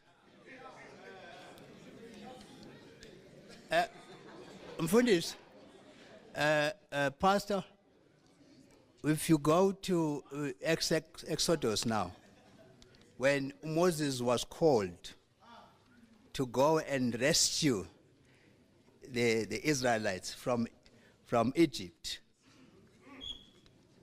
and God asked, what do you have in your hand? Said, I have a stick. And he said, that stick, you will use that stick to emancipate the Israelites from Egypt. You have a stick.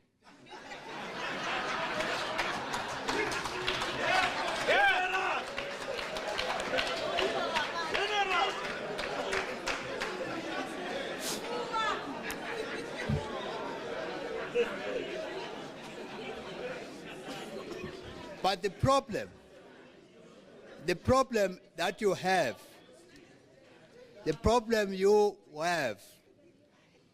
when you are greedy, when you are so greedy, then you are not going to fulfill your responsibilities.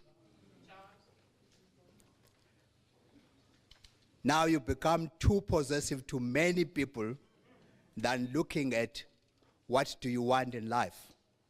That's where the violence comes in. Now, when we had the Tetandoda, we had a speaker from Pretoria. I wish we should have invited that man. He said, there's a problem with this stick that you have. It's problematic. It's causing violence. And the whole world, men are fighting. The war in Ukraine was not caused by women. It started by men. Everywhere we go. Now, we've got to change the way.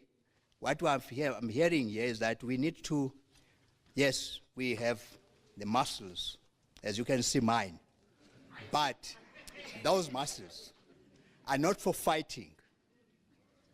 We've got to use an intellectual approach to problems. Be interactive, not all that. No, that's not what we are. And if you do that, you're not doing it on our name as men.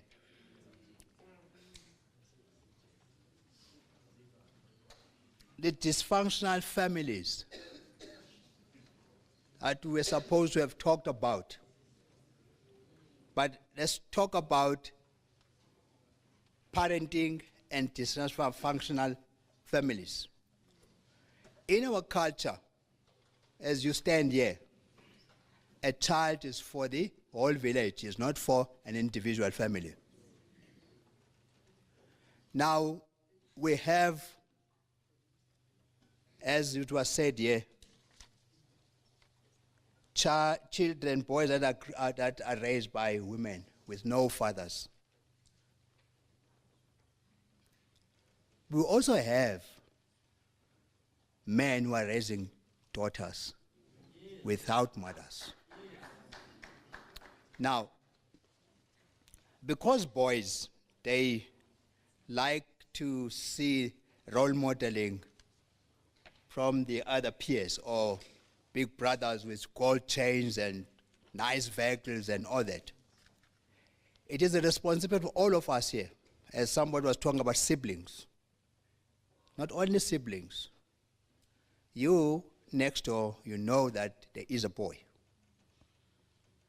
Mother is struggling because at some point, when that child becomes 12 and 13, doesn't want to bath or undress himself in front of the mother, then it becomes now an issue of recognizing himself as a man. Now that's where we come in as men. As you as young men there, you got your younger brothers in the family or in the community where you are. That's what was said here by the people, that we need to take up our position and take boys by hand. Have you ever thought that in the school safety that we're talking about, are you in that space talking to boys at schools, young boys? Because in one now 12 years, or one now 8 years, in the next 7 years, there will be 14 years. And the next 14 years, there will be 21 years. Do you think of yourself and making an investment that of those that we have, will have less of them going to the prisons? If they do go to the prison, then you have failed to take your role in the remodeling of our society. You, yeah. That's what the people were saying here.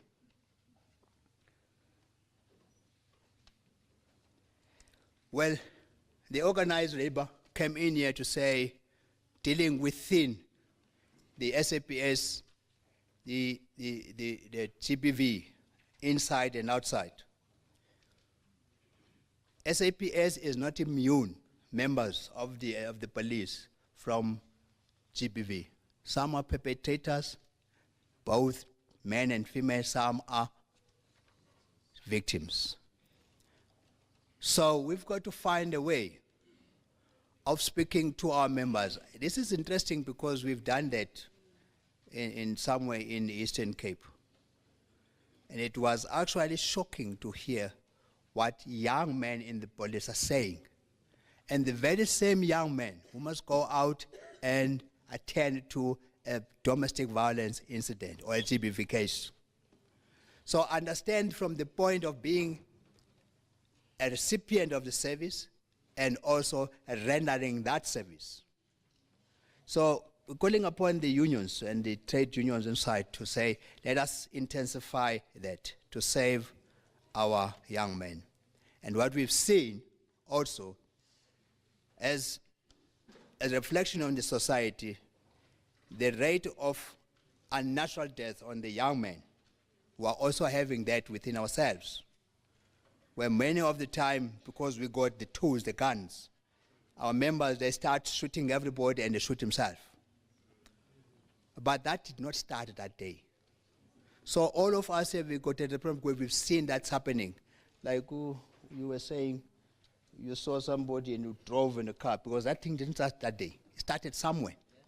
Let's try to find, I hope tomorrow we will find strategies to deal with this intervention.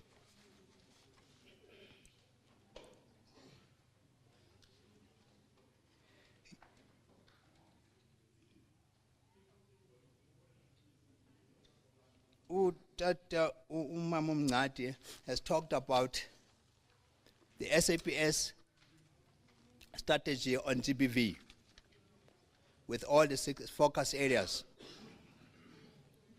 Now, if we take that very same and look at where do we fit in, all of us, then we have done 85% of the work.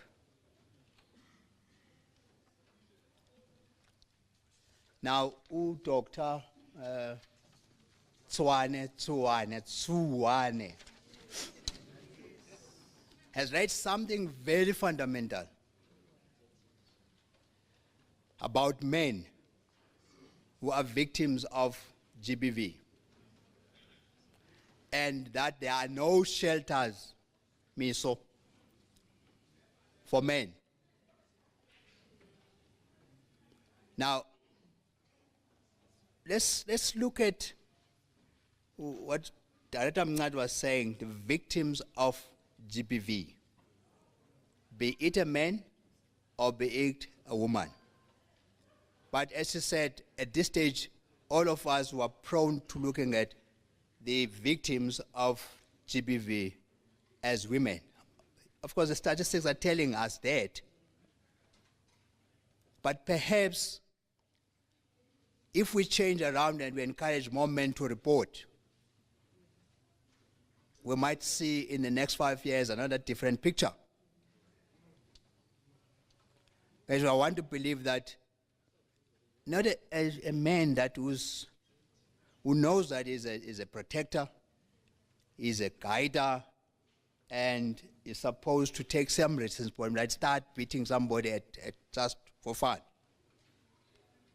Let's start looking at that, and I'm also calling upon either you as students that are here who are doing researches and everything, that let's look into that as well.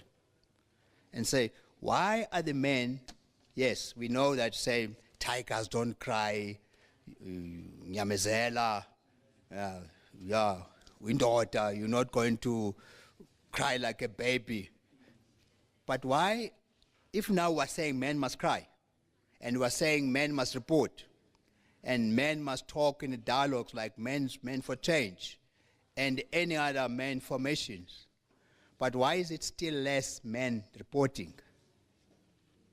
Yes, the issue that men, they say they are laughed at by the police. Do you really, okay, you feel offended because you are laughed at? Yes. But is there anyone who's ever been killed by being laughed at? No. But the consequence of you going back to do something wrong, that's what we need to look at.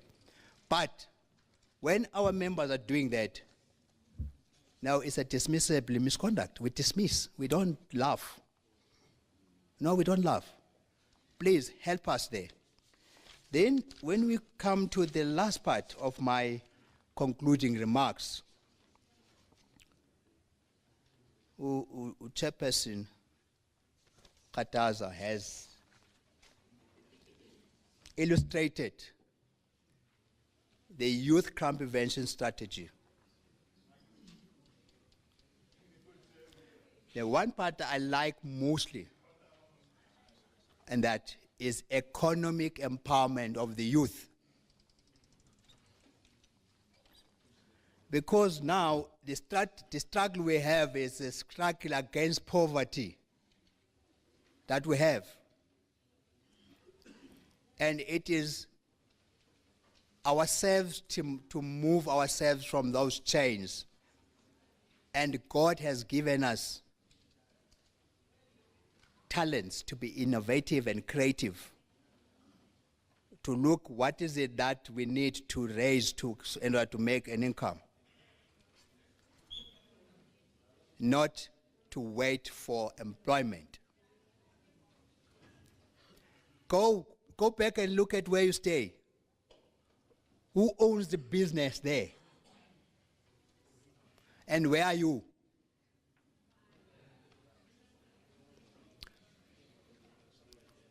Now look at these other things, take a lot and drive when you order from Kentucky food and then you got a scooter coming with food.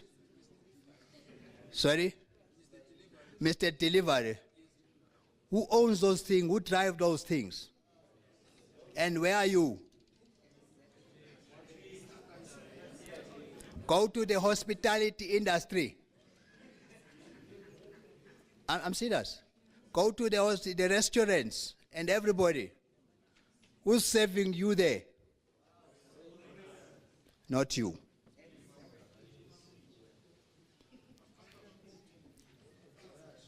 Take your position and start leading. Don't stay there dreaming every day. Achieve and realize your dreams. Now, this session that we have here is challenging us now it's mine now. It's challenging us to think outside the box. If you think today that you think as the president of this country, you think as the Chief Justice of this country, you think as the National Commissioner and the Provincial Commissioner, any person, then if you start thinking that way today, then you are going to achieve. We didn't also just walk in. We didn't just stand where we are. We started young like you. But the only difference, we were determined to, we were not happy with what we were. We wanted to be better off. And don't compete with any other person, but compete with yourself. Set up your goals and the strategy. Where do you want to see yourself in 3 years from now? And how do you work out that in every 12 months to achieve that? Program Director, that was my story. Thank you very much.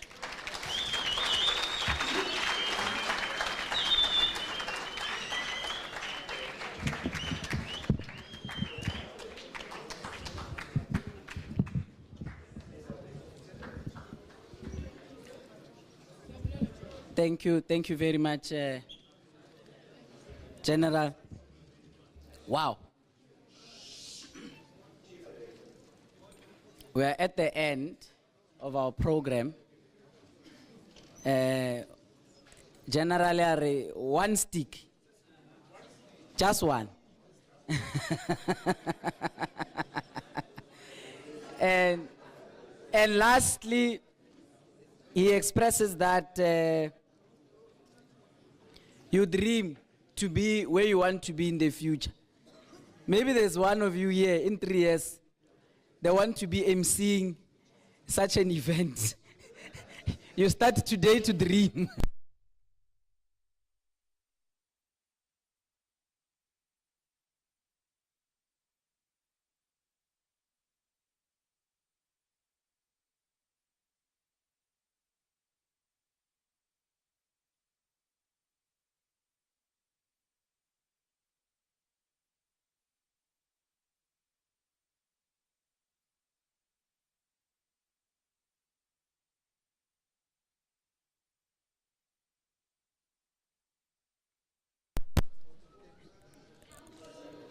Wait. According to my program, yeah, it's finished. This is the last item. Muruti kam urjele morao. After that, then this session will be closed and then we'll proceed tomorrow. Thank you very much. Yeah. And after Muruti prays, can I kindly request that we allow the principals to go out first and then we'll depart. Thank you. Let us pray. Dear Heavenly Father, in the powerful name of our Lord Jesus Christ, we thank you for this beautiful day. We thank you for your grace. We thank you that you located us. We thank you for the wisdom. We thank you, Father Lord, for your presence, because without your presence, this would have not been successful. We thank you that you've been with us. We still request that you be with us during this evening till tomorrow. May all go well. May you give us the strength, because of the Bible says those who trust in the Lord receives new strength. We ask for all of these, we ask in the powerful name of our Lord Jesus Christ. We thank you, Lord. Amen. Amen.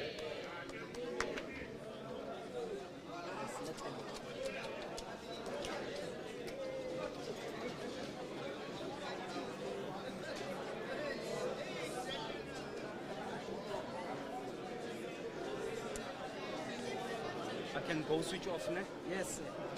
And they're going for tea. Yeah. Don't forget, your tea is waiting for you, ne? Yeah.